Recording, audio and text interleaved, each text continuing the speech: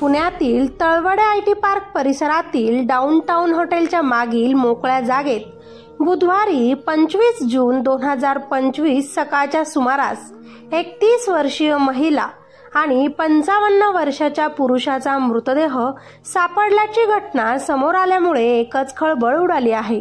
विवाहबाह्य संबंधातून नवऱ्यानंच बायकोची आणि तिच्या प्रियकराची हत्या केल्याचा आरोप होता, पण घटना तर वेगळीच निघाली मित्रांनो। लग्नानंतरही या महिलेचे दोघांशी अनैतिक संबंध होते, एक सोबत काम करणाऱ्या मजुराशी आणि दुसऱ्या कामावरील ठेकेदाराशी। मग कोणी मारलं तिला, दुसऱ्या नवऱ्यानं की प्रियकरानं? चला 30 वर्षीय मंगलाची सत्य क्राईम स्टोरी आपण जाणून घेऊ। मंगलाचे पहिले लग्न झाले होते, तिला त्या नवऱ्यापासून 2 मुलेही होती, पण 2018 मध्ये तिच्या नवऱ्याचा मृत्यू झाला। 30 वर्षाच्या मंगलाच्या अंगावर 2 मुलांची जबाबदारी आली। तिच्या आईवडिलांनी मंगलाचे दुसरे लग्न करण्याचा निर्णय घेतला।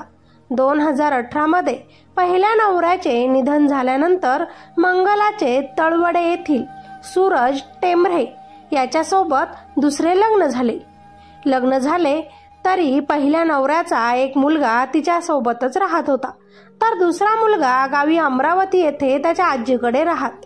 सूरजचे देखील पहिले लग्न झाले असून त्यालाही 2 मुलं होती। मंगला सूरज सोबत लग्न करून त्याच्या घरी आली।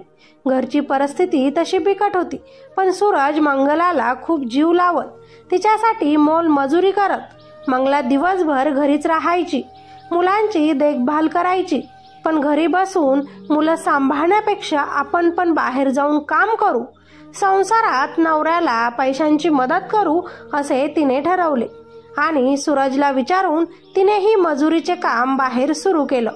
तळवडे येथे मजुरीचे काम करत असताना 55 वर्षाच्या जगन्नाथ पुंडलिक सरोदे मूळच्या अकोल्याचा राहणाऱ्या पुरुषासोबत तिची ओळख झाली। सोबत मजुरीचे काम करत असल्यामुळे त्यांची रोजच भेट होऊ लागली। त्यातली त्यात मंगला आणि जगन्नाथ हे तळवडे परिसरात एकमेकांच्या शेजारीच राहायचे, त्यामुळे त्यांची मैत्री अजून जास्त वाढली आणि दोघांमध्येही प्रेम संबंध सुरू झाले। घरच्या नवऱ्याला विसरून मंगला 55 वर्षाच्या जगन्नाथ सोबत शारीरिक संबंध प्रस्थापित करू लागली।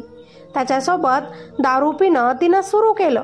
तिला जसं आयुष्य जगायचं होतं अगदी तसं बिनधास्तपणे ती जगायला लागली।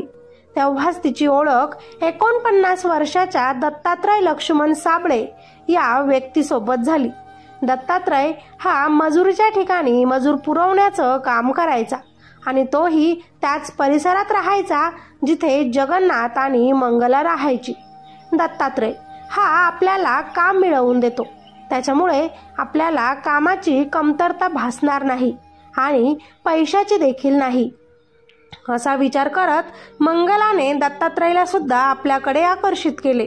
त्याच्यासोबत रोज बोलणं, त्याला भेटणं तिनं सुरू केलं आणि दत्तात्रयला सुद्धा ती आवडायला लागली। तिचं लग्न झालेलं आहे, तिला मुलं आहेत हे त्याला माहिती होतं, पण तिचे आपल्याच मजुरांमधील एका मजुरासोबत अनैतिक संबंध आहेत हे त्याला माहिती नव्हतं, म्हणून त्याने देखील तिच्यासोबत विवाहबाह्य संबंध जोडले।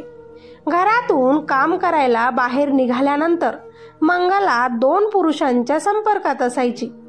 सोबत काम करणारा एक जगन्नाथ आणि काम देणारा दुसरा दत्तात्रय। दोघांसोबतही तिनं अनैतिक संबंध ठेवले, पण याची कल्पना दत्तात्रयला नव्हती।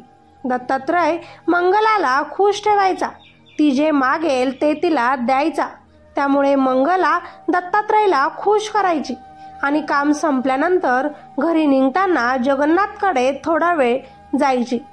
आता एक दिवस दत्तात्रयने मंगलाला मजूर जगन्नाथ सोबत त्याच्या घरात जाताना बघितलं आणि त्या दोघांमध्येही अनैतिक संबंध सुरू आहेत त्याची माहिती त्याला मिळाली, त्यामुळे त्याला खूप जास्त राग आला। बायकोबद्दल नवरा सूरजच्या कानावर सतत काही ना काही यायचं आणि तो तिला समजवायचा देखील, पण मंगला ऐकून घेण्याच्या स्थितीत आता राहिली नव्हती, त्यामुळे नवरा सूरजनेही तिला विषय सोडून दिला होता।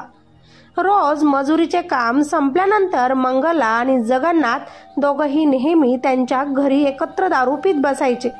मंगळवारी 24 जून रोजी रात्री ही दोघे दारू पीत बसले होते. नवरा सूरज रात्री मंगलाला घरी येण्यासाठी बोलवायला गेला, मात्र तिनं त्याच्यासोबत जायला नकार दिला.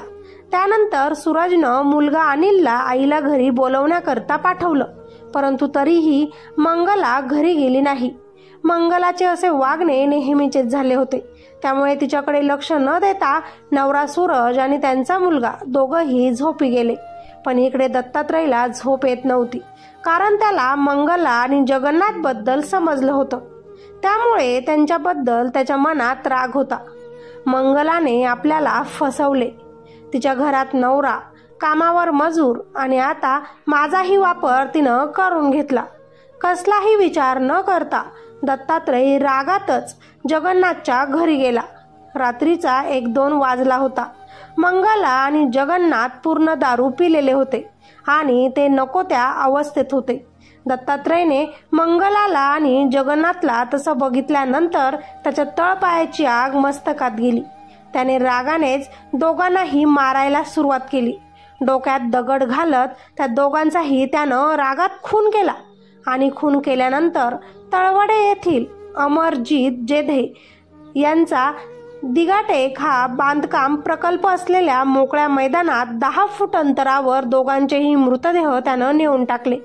त्यानंतर रात्री 2च्या सुमारास त्यानं स्वतःच याबाबत मंगलाचा नवरा सूरजला घरी जाऊन मंगला आणि जगन्नाथ हे दोघंही अर्धनग्न अवस्थेत रक्ताच्या थारोळ्यात पडले असल्याची माहिती दिली.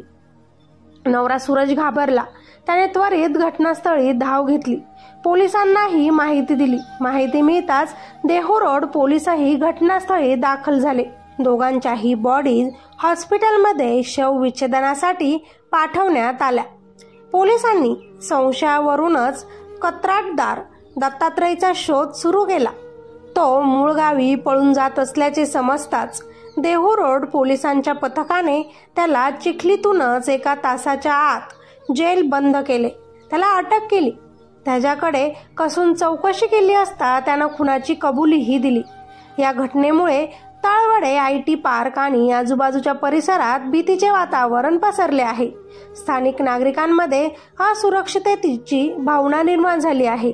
मंगला सूरज टेंभरे वय 30 वर्ष राहणार अमरावती आणि जगन्नाथ पुंडलिक सरोदे वय 55 वर्ष राहणार अकोला अशी खून झालेल्या दोघाही जणांची नावे आहेत. देहू पोलीस ठाण्याच्या हद्दीत ही घटना बुधवारी 25 जून 2025 रोजी घडली आहे. मित्र आणि मैत्रिणींनो, अति लोभापायी माणूस आपल्याकडे आहे तेही गमावतो. संसाराचं वाटोळं करतो. नवऱ्यानं वेळीच बायकोकडे लक्ष द्यावं, खूप सूट देऊ नये, नाहीतर असे घडते. बायकोनेही मुलांचा, आपल्या संसाराचा विचार करावा. चुकीचं वागलं की आपलं आयुष्यच कायमचं संपतं. बाकी या घटनेबद्दल तुमच्या काय प्रतिक्रिया आहेत त्या नक्कीच खाली कॉमेंटमध्ये सांगा. आणि हो, व्हिडिओला लाईक करा आणि आपल्या चॅनलवर नवीन असाल तर अशाच क्राईम स्टोरीज ऐकण्यासाठी व्हिडिओला सबस्क्राईब करायचं अजिबात विसरू नका. भेटूया अशाच एका नवीन क्राईम स्टोरीमध्ये. तोपर्यंत तुम्ही स्वतःची काळजी घ्या आणि सतर्क रहा. धन्यवाद.